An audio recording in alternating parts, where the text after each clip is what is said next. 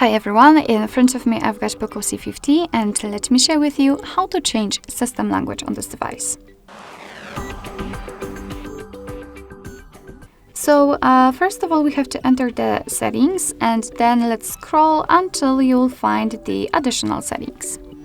Now we have to tap on languages and input and tap on languages at the very top. And as you can see, we've been transferred to the list of available languages from which we can choose. And in this device, it is so easy to change the language because you don't have to, reorder the languages, etc.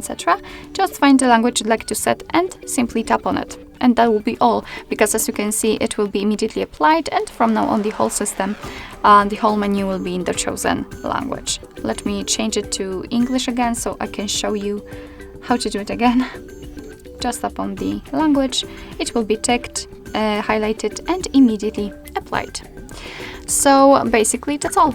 This is how to change system language in your POCO C50.